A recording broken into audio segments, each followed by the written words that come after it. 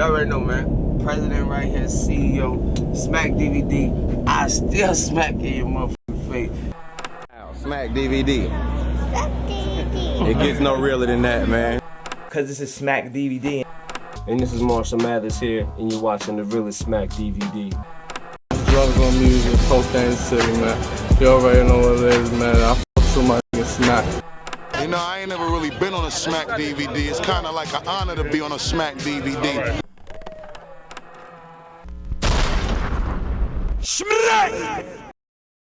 Troy Smack White Mitchell was born July 15th in Brooklyn, New York, before moving down to Shadyville, Queens.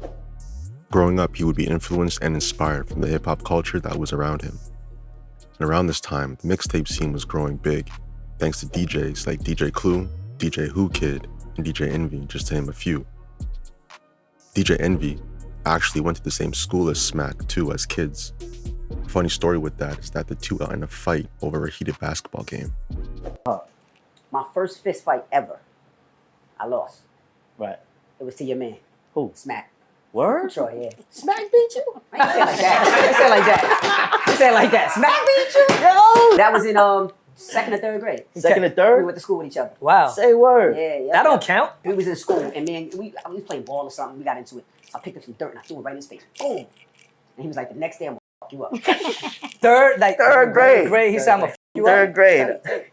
I tell him, so I go home, I tell my pops, yo, pops, we're gonna get in a fight. He's like, all right, I'm gonna come make sure you're good. Cause you know, Your pops is gonna jump in? Hey, Smack's from one side of Queens, I'm from the other side of Queens. So you just never know. Now keep it real, your pops just threw like 100 tons of pressure on you. Word. I'm gonna be in the audience. Yeah, we're gonna be in the audience. This is like recent, like it wasn't even like no ooh, and there was no circle. He's directly at me. Just, so in my mind, I'm like, oh, I'm just gonna tear him with one hit. Boom! Right. So I go, missing. That's all she wrote. That's all she wrote. Now, as they got older, Smack watched as these DJs helped lead the mixtape era, an era that put a lot of artists on and created unforgettable moments in hip-hop. Smack, watching these guys put in work, knew that he was going to be part of the culture, but he just needed to connect the dots on how he was going to do it. I wanted to participate in some way, but I didn't want to do exactly what anybody else was doing. So I just innovated a whole, I built on top of what they was basically doing, but just brought the visuals behind it. But at the time, Smack always saw people going through the same three doors, becoming a producer, the rapper, or a DJ. And with this genuine love for cameras, he locked himself in his room and taught himself the basics of how to create videos, how to edit, how to market, starting with editing program Premiere Pro.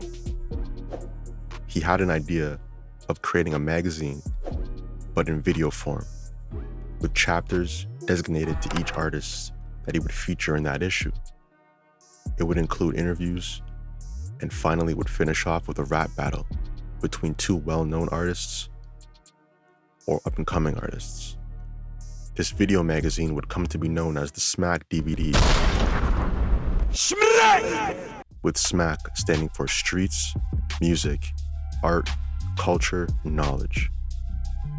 An idea that seemed like a sure thing now was initially a hard sell for Smack to convince the people around him of his idea.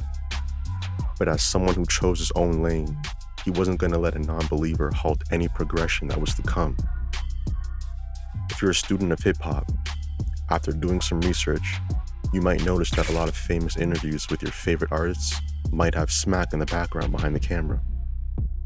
Whether it's 50 Cent, Lil Wayne, T.I., Kanye West, Cameron, The Game, or French Montana, Smack was always on the move. With his ear in the streets, in touch with the hottest artists, and a mind with a plan on how to build this empire. And it wasn't that he was just linking with these artists. He was well respected and known for doing good business, which allowed word of mouth to build him solid relationships beyond the camera. But there was a problem. Even though his mind was dead set on success, he felt not being able to give his dream 100% focus was slowing him down. Before becoming the godfather of the culture, Smack White was putting work in as a janitor for the school board. Although he handled his business, he knew he wouldn't be there for long. as he was in the middle of creating his Smack DVDs while he was being employed. But one night, Smack got the word that DJ K Slay, rest in peace, was in town for a concert and was bringing the game as a special guest. Knowing this could be another big moment to capture for his DVDs, he made a plan to attend the concert. I got fired for going up to fucking DJ K Slay show, man. Shout out RIP to K Slay. RIP to K Slay. You know what I'm saying? Me getting fired was the best thing that could have ever happened to me, because you know what I'm saying, when you be in certain positions in life where, you know what I'm saying, you want to pursue something that you really love, and then, like, you know what I mean, you're so comfortable or content with what you already have going on, and you be scared to take that leap of faith of this trying to really go for yours. I think he had Game up there. Game was pulling up, and I think this was the time he was going. But how did you know your Game was up there? Because I'm in the streets. Okay. I was outside, but I was still working. I was at work. Boom. I'm like, yo, this, man. I gotta go get that footage that you had? Yes. Got me fired. Yo, word to mother. I'm gonna bring it back too. You know what I'm saying? Bring that footage back, yo. That footage got me fired because, you know what I'm saying, at the end of the day, like, yo. He's like, and then he played it on the thing, and he was reading a magazine. Yeah. And he's like, Buns. Buns. That LA shit. Yeah. Yo, I remember that. Yeah. So what I did was, I think I got off at, like, you know what I'm saying, I went up there early though, because Drama King started around like 9 or whatever thing. I think I got off around like 12. You know what I'm saying? So I was doing, like, you know what I'm saying, you know, a 4 to 12 shift. I did my routine real quick. Yeah. Banged that shit out. You know what I mean? Went downstairs. So I go in the motherfucking office, boom, turn with the clock, put that shit at 12, punch my card, then turn it back to the motherfucking regular hour, put my shit in and dip, go, because you know what I'm saying? Yeah. I did my shit, I'm good. Yeah.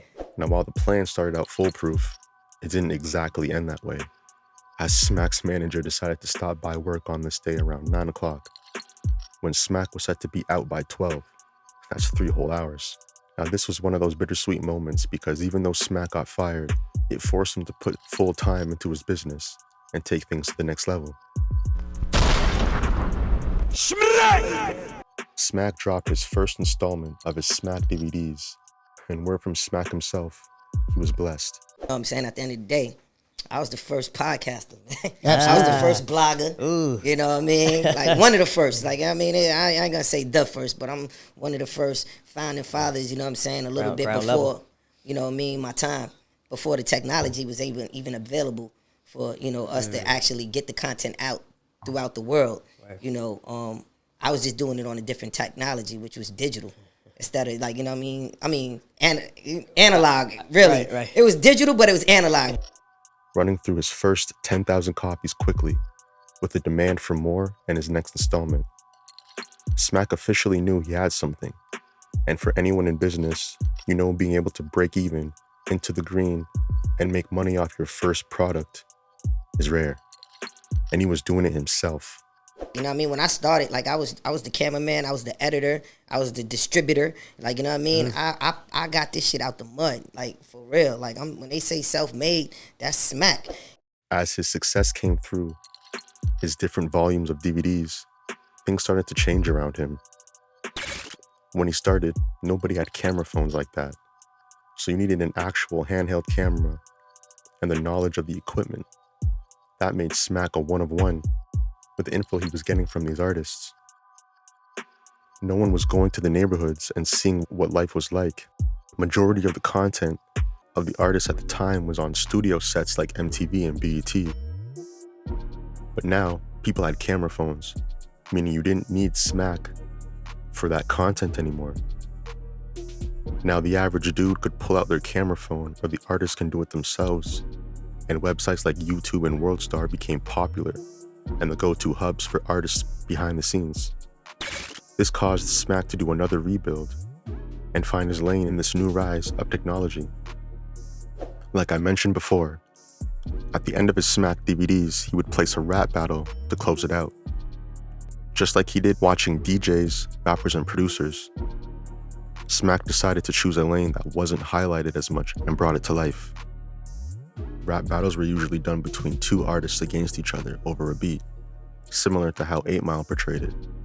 BET also had Freestyle Friday that became very popular amongst the show's segments. And of course, we have a history of battle feuds in the industry. But another version of battle rap, a more rugged and uncensored, a cappella style, was popular in the underground, but wasn't really getting the shine it deserved. That, or maybe no one was taking the time to find the proper formula to make it come alive. And that's where Smack came in. You understand what I'm saying? I created a new form of hip-hop entertainment where people could appreciate a different aspect of hip-hop, which was lyricism and lyric. It's a different skill set that you gotta have to be a battle rapper. Oh yeah. That, you know what I mean, I created a platform for. And, you know, I created a whole new industry within inside the hip-hop culture where, you know, battle rappers can actually get paid for battle rapping, doing something that they love to do. The Ultimate Rap League was born, or the URL. This became the battle league that would turn battle rap into $1 million industry. They created stars, as well as created a legitimate business model for others to follow and take serious. It brought hip-hop icons from their expensive lifestyles back to the atmosphere that raised them and sharpened their skills. The same feeling that Smack was looking for while shooting his DVDs, he found a way to bring it to his new vision. Graduating from the Smack era, which brought legends like Loaded Lux, Murder Mook, T-Rex, Sirius Jones, Head Ice, the main stage era of the URL is arguably seen as the golden era of battle rap in the amount of moments it's created and stars it's birthed. You have Sue Surf, Tay-Rock, DNA, Daylight, Hollow the Dawn, Calico, Arsenal. These are all some of the most viewed battlers ever, bringing tens of millions of views between them, and that's just a short few. Charlie Clips, conceded in Hitman Holla, who also came from battle rap and known on the URL, are actually now on Wild 'N Out. I don't know what season they're on now, but they've been killing it for a minute, and they all have connections with that URL stage. But as one good thing pops up, competition is soon to follow, and Smack wasn't the only battle rap league anymore.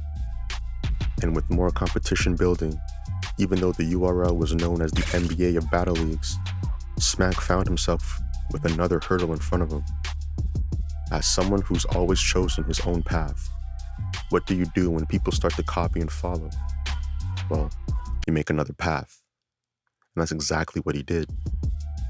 Soon the URL announced the launch of their own app called URL TV, along with their website, urltv.tv.